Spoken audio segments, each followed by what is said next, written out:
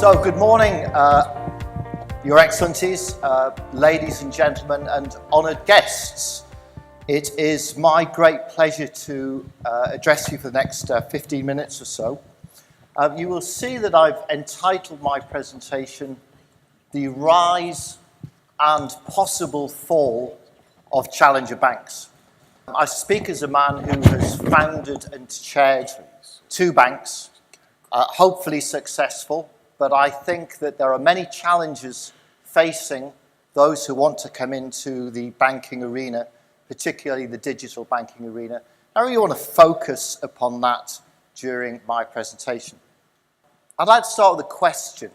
For how many of you is English your second language? How many of you is your second language? Wow, most of you. For how many of you is English your third language? A few, and maybe for a fourth language? One or two. I'm from the northeast of England, a small mining town called Newcastle. So English is a second language for me too. However, unlike most of you, I don't speak it as well as you do. How many of you speak French? A handful. A handful of you will be able to translate this. It is a quote from the 16th century from Blaise Pascal, the famous French philosopher. And for those of you who don't understand it, those of you who speak French will know the French take an awful lot of words to say something very simple. And what this says is this: if I had more time, I would have written you a shorter letter.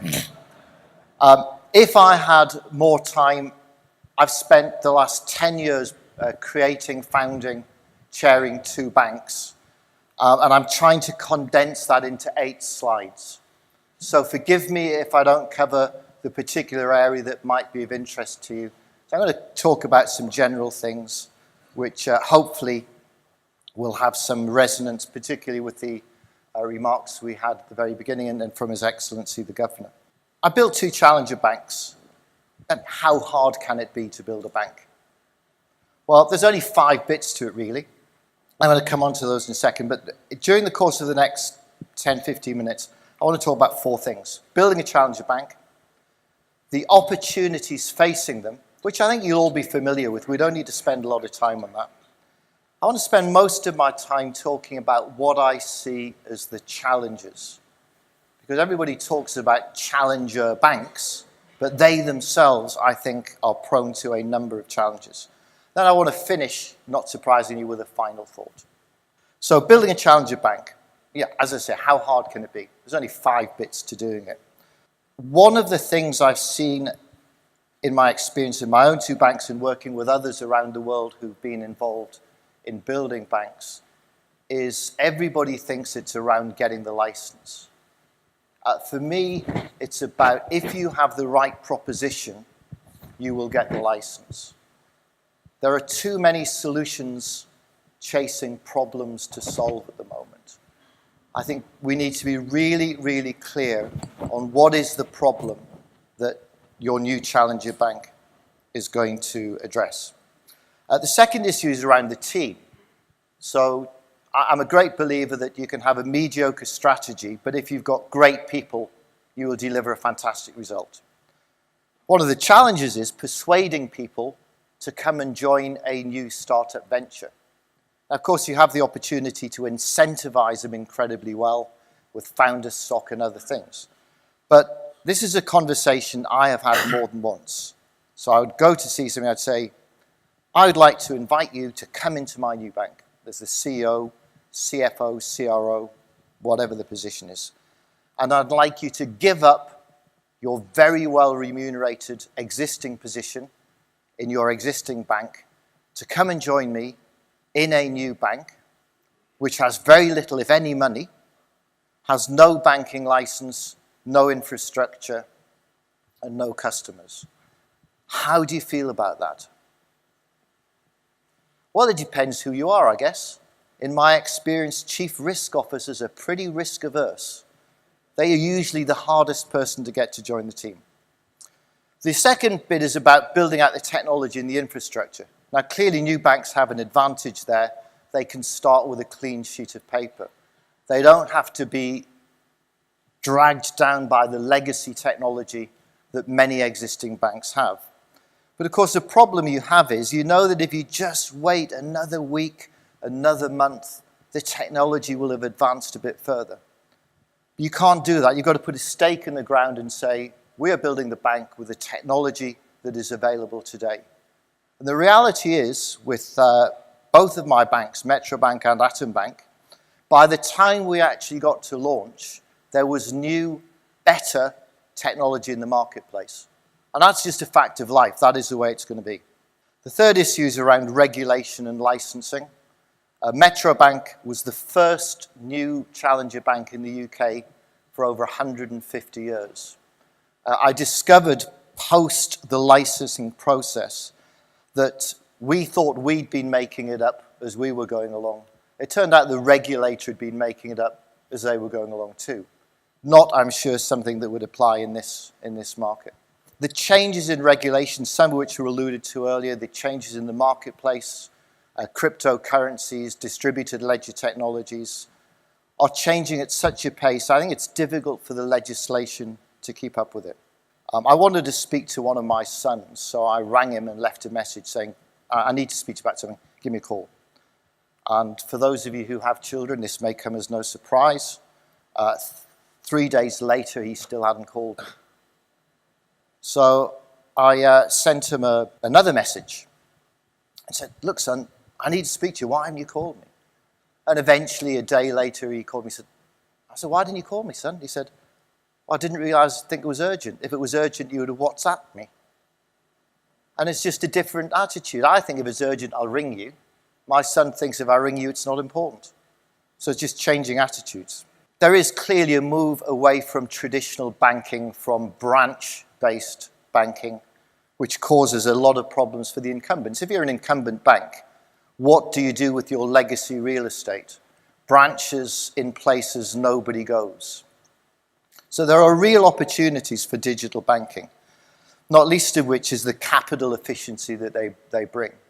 In the UK, most banks operate at around a 50 to 60% cost-income ratio.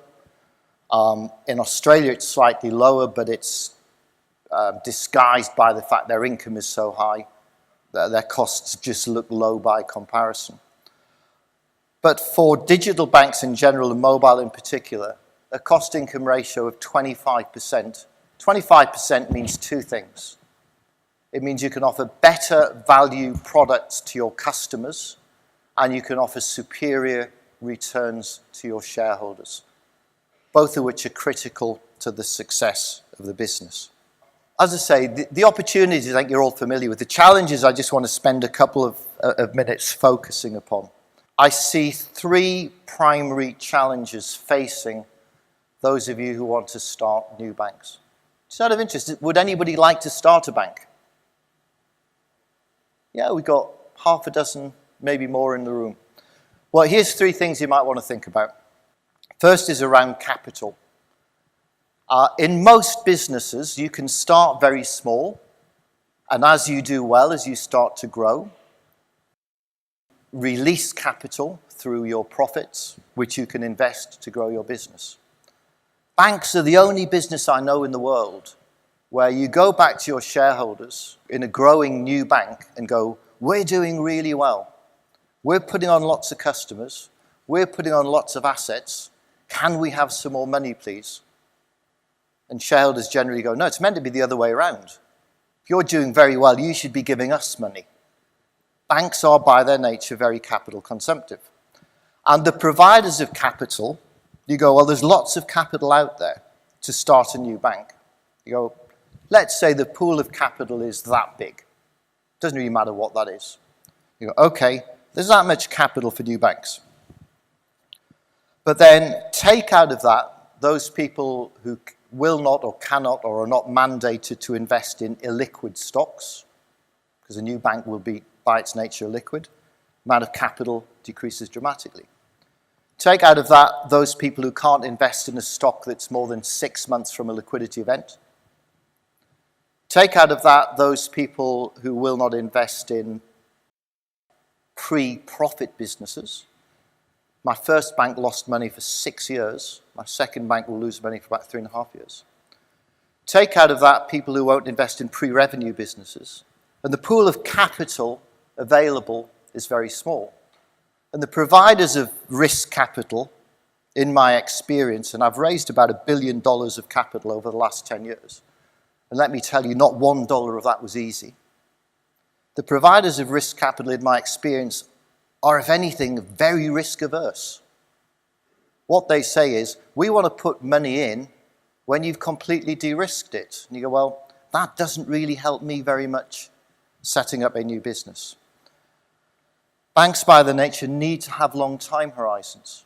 And invariably, the providers of capital in the VC and private equity world have a much shorter time frame.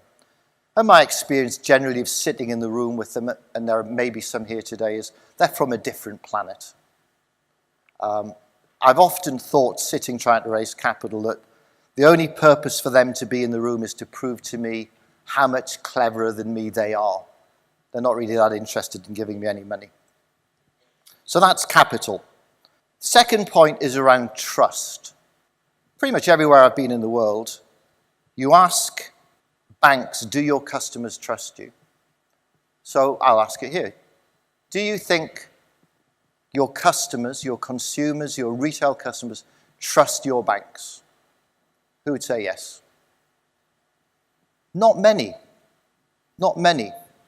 And indeed, if you ask the question, you ask it of journalists, you ask it of consumer groups, they go, not at all. And then banks go, but we have all of this evidence. We have this massive research which says how much our customers trust us. So how can this be? How do we have this dichotomy? Well, the answer is because there are two types of trust. Psychologists tell us there is cognitive trust and associative trust. Cognitive trust is about competence. Do I trust you to be competent? Do I trust you as my bank when I put my salary in on the last Friday of the month, that it will still be there on the Monday morning? Yes, I think I do. Consumers trust banks. Do I trust you if I have a mortgage payment going out on the 3rd of the month, that you will pay it out of my account? Yes, I do. Do I trust you that if I go to an ATM to withdraw some money, that the money will be there? Yes, I do. People trust banks cognitively. They trust them to be competent. Associative trust is about intention. Associative trust is this. Do I trust you to have my best interests at heart? Do I trust you to have my best interests at heart? And the answer is, no, I don't. So for new banks, you have the two challenges. You've got to establish yourself as competent in a market where all of the incumbents are already regarded as competent. So you're starting way back. In terms of associative trust, there is a bit of good news. Most people do not trust their banks to have their best intention at heart. So starting with a blank sheet of paper, you have the opportunity to demonstrate that you really do put your customers first. Which brings me on to my final point, and it's been alluded to both in the title of today's event and in our previous speaker and panel session, which is around innovation. Again, there are two types of innovation. There is momentum innovation, which is where you make incremental step change in your business.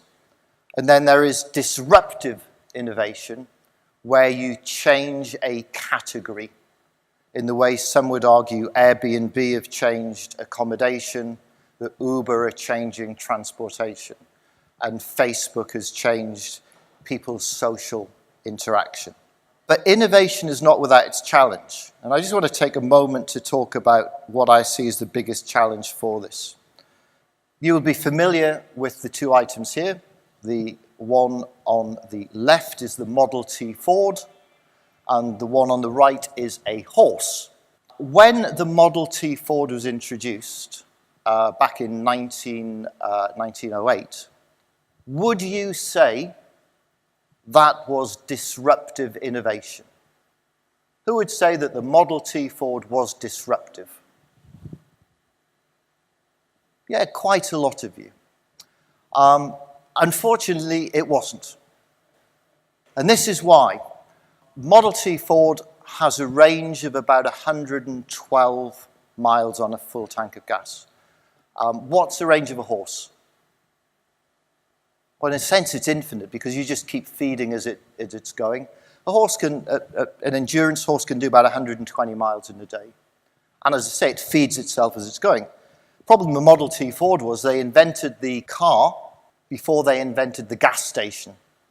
So there weren't a lot of gas stations to fill that. Second thing is, how fast was it? A Model T Ford will do 42 miles an hour, which is about as fast as a horse can run.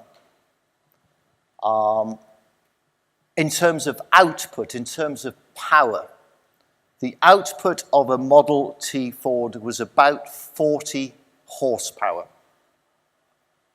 How many horsepower has a horse got? Have a guess. It's not a trick question. How many horsepower has a horse got? One would seem an obvious answer, but in fact it's 15, because it's a measure of pound force energy. It's 15 horsepower. So the car is more powerful, but if you put yes, I've got it, thank you. A horse has got, put 4 horses together to pull a cart, and you've got more power than a horse. You've also got the ability to go over rough terrain. There were very few surface roads, to go across rivers. So at that time, people go, well, why would I have a car when I've got a horse? It does everything the car does and it's cheaper. You move forward a very brief period of time, and you say, today, who would have a horse rather than a car? You'd have a horse rather than a car only if you like riding them or you're French and you like eating them.